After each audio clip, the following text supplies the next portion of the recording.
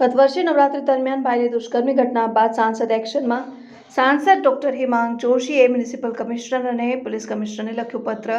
નવરાત્રી દરમિયાન અવાવરૂ જગ્યાઓએ લાઇટો લગાવવાની કરી માંગ। કોઈ અનિચ્છનીય ઘટના ન ઘટે જેની અગમચેતીના ભાગરૂપે લખ્યું પત્ર। શહેરમાં નવરાત્રી દરમિયાન શહેર જિલ્લા ઉપરાંત બહારથી પણ ખેલૈયાઓ આવતા હોવાની કરી વાત। અવાવરૂ જગ્યાઓએ મહિલા સતામણી નહીં પરંતુ વ્યસનને લગતા ગુનાઓ પણ બની શકે। પ્રાઇવેટ જગ્યાઓ ઉપર પણ લાઇટો લગાવવા કમિશનરને કરી છે અપીલ।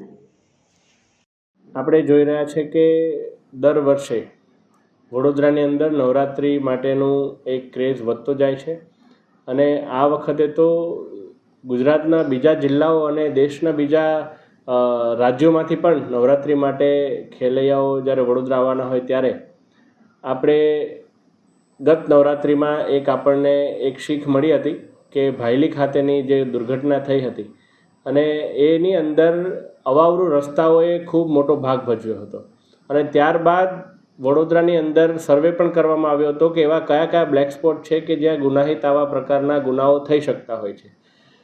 માત્ર મહિલા સતામણી નહીં પરંતુ ઘણા બધા એવા જે વ્યસનને લગતા પણ જે ગુનાઓ છે એ પણ આવા બધા બ્લેક સ્પોટની અંદર થતા હોય છે।